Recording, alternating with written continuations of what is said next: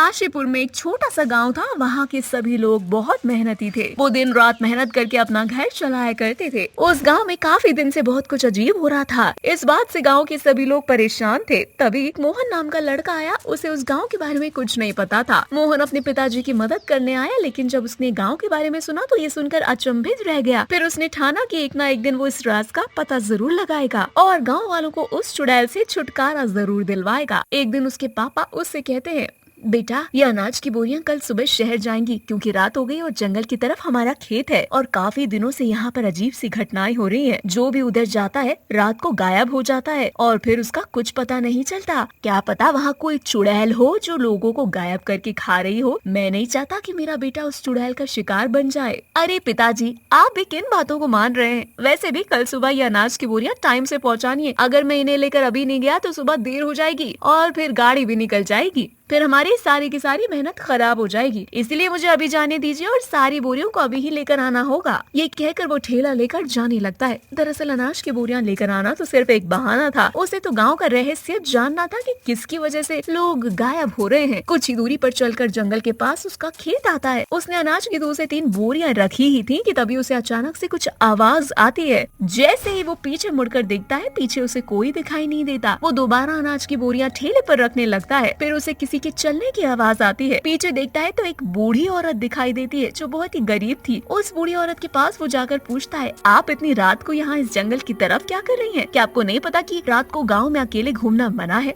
मोहन की बात सुनकर बुढ़िया मोहन से कहती है, क्या बताऊं बेटा, मैं बहुत ही लाचार हूँ। काफी साल पहले मेरे पति की मौत हो गई थी और मेरा बेटा मुझे छोड़कर चला गया। तब से मैं अपना पेट भरने के लिए लोगों से मांग कर खाना खाती हूँ, इसीलिए जंगल से कुछ लकड़ियाँ काट कर लाई हूँ, लेकिन अब इतनी हिम्मत नहीं हो रही। क्या तुम इन्हें घर तक ले जाने में मेरी मदद करोगे? मोहन उस बूढ़ी औरत पर दया करके उसकी लकड़ियाँ उठाकर उसके घर उसे छोड़ने जाता है। जब वो उसको घर छोड़ता है तो उसको अपनी अनाज की बोरियों में से एक बोरी उसके पास रख देता है और उससे कहता है, ये लो अनाज की बोरी, आपके काम आएगी। ये कहकर वो जाने ही लगता है। तभी वो बूढ़ी औरत जोर जोर से हंसने लगती है। हा हा हा हा हा, आखिरकार तू भी मेरे चंगुल में फंस ही गया। आज तो तूने मुझे बढ़िया और हट्टा कट्टा आदमी खाने को मिलेगा। आज तो बहुत मजा आएगा जब मैं तेरा गरम गरम खून पीऊंगी। इससे ज्यादा और अच्छा क्या होगा? तुझे तो फंसाना बहुत ही आसान था। इतना कहते ही वो एक भयानक चुड़ैल के रूप में बदल जाती है और उसके हाथ में एक जादुई छड़ी होती है जिससे लाल रंग की रोशनी निकलती है। मोहन बिल्कुल नहीं घबराता और वो उस बूढ़ी औरत से पूछता है, अच्छा तो तुम हो वो चुड़ैल जो गांव के लोगों को गायब कर रही हो? हाँ, मैं ही वो चुड़ैल हूँ जो गांव के लोगों को गायब करके उन्हें मार कर खा रही हूँ और अब तुम्हारी बारी है। ये कहते ही वो अपनी जादुई छड़ी से मोहन को बांध देती है और अपनी गुफा में ले जाती है। जब मोहन उसकी गुफा में पहुँचता है तो वो देखता है कि वहाँ पर एक रोटी बनाने की मशीन है जिसमें से मरे हुए लोगों के कटे हुए सर बाहर आ रहे हैं। ये सब देखने के बाद मोहन उससे पूछता है, तुम मुझे यहाँ क्यों लेकर आई और मुझे बांध कर क्यों रखा है? मुझे तो खोल दो। जैसे ही ये लोग इस मशीन के अंदर जाकर मेरे लिए खाना बनकर आ रहे हैं, ऐसे ही तुम इस मशीन के अंदर जाओ, लेकिन तुम काफी हट्टे कट्टे हो। मैं तुम्हें कल खाऊंगी, आज मैं इनसे अपना पेट भर लूंगी। वो तुरंत उस मशीन के बटन को दबाती है, उसमें से निकले हुए कटे हुए सर उठाकर खाने लगती है। ये सब देखकर मोहन अचंभित रह जाता है और मोहन मौका देखते ही जोर लगाकर रस्सी को खोलता है। मोहन को पता चलता है कि वो अपनी बंदूक से चुड़ैल को नहीं मार सकता, इसीलिए वो गुफा के अंदर एक कोने में छुपकर बैठ जाता है।